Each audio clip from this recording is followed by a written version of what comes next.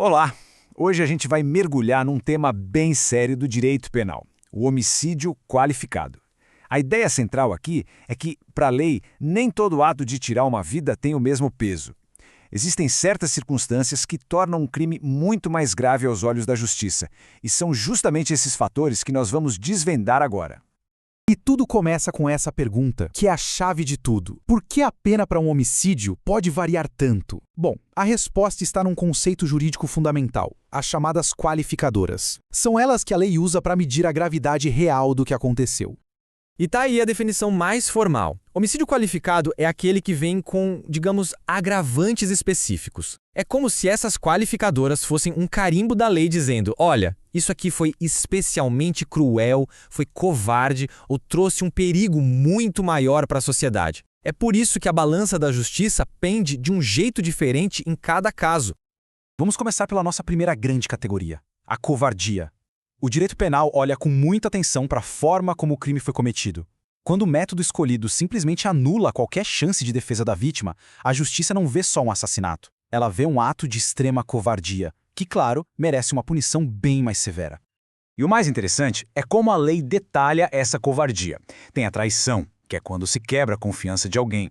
A emboscada, o clássico ataque surpresa. A dissimulação, que é quando se engana a vítima sobre real intenção. E a lei ainda foi esperta e incluiu uma fórmula mais geral, o tal outro recurso, para pegar qualquer outra tática que impossibilite a defesa. O ponto comum em tudo isso, a surpresa. E esse trecho do Código Penal mostra isso perfeitamente. O foco da lei não é na habilidade do criminoso, mas sim na total impotência de quem foi atacado. Essa frase, torne impossível a defesa, é o coração dessa qualificadora. É, na prática, a proteção da lei contra o ataque covarde. Agora a gente vai para um segundo ponto bem importante.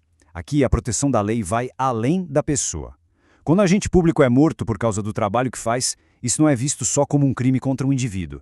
É visto como um ataque direto à estrutura do Estado, à ordem e à segurança de todos nós. E como dá para ver, a lista de quem recebe essa proteção é bem específica. Ela cobre quem está literalmente na linha de frente da ordem e da justiça. De militares a oficiais de justiça, a lei basicamente cria um escudo em torno dessas funções porque reconhece o risco que elas carregam em nome da sociedade. O ponto crucial aqui é entender quando essa proteção é ativada. Não é só quando a gente está trabalhando, não. A lei é bem clara. A qualificadora vale tanto se o crime acontece durante o exercício da função, quanto se ele é motivado por causa da função, mesmo que a pessoa esteja de folga. Isso serve para evitar que criminosos esperem o fim do expediente para se vingar. E essa proteção vai ainda mais longe. Olha que ponto fundamental para entender a lógica por trás da lei. Ela se estende para a família do agente. O objetivo é óbvio, né? É desmotivar qualquer tentativa de intimidação ou vingança. É garantir que nem os agentes nem suas famílias se tornem alvos por causa do trabalho que fazem. Mudando um pouco o foco agora, vamos falar de um dos papéis mais nobres da lei: servir de escudo para quem simplesmente não pode se defender. Aqui, a gravidade do crime é medida pela fragilidade da vítima, e a lei pesa a mão para proteger quem mais precisa. E nesse caso, a regra é direta, absoluta. Qualquer homicídio contra uma pessoa com menos de 14 anos é, por definição, qualificado. Ponto final. A lei simplesmente assume que uma criança não tem a menor capacidade de se defender e, por isso, o ato é visto como de uma crueldade intolerável. A pena mais grave é aplicada automaticamente. E se a situação já é terrível, ela pode ficar ainda pior aos olhos da lei. Esse quadro mostra como a justiça adiciona camadas de punição.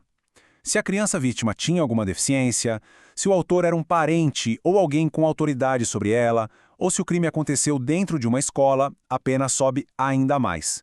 É a justiça sendo duplamente rigorosa para proteger quem é duplamente vulnerável. E além da idade, a lei aponta outras situações de vulnerabilidade.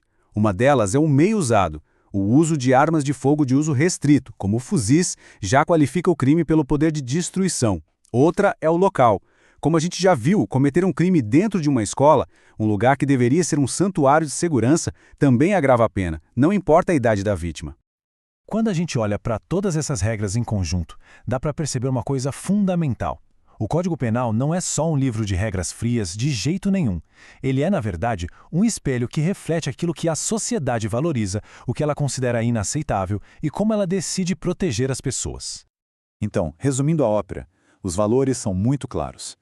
A lei condena a covardia, protege a estabilidade do Estado, defende com unhas e dentes os mais vulneráveis e zela pela segurança de lugares que deveriam ser sagrados, como as escolas.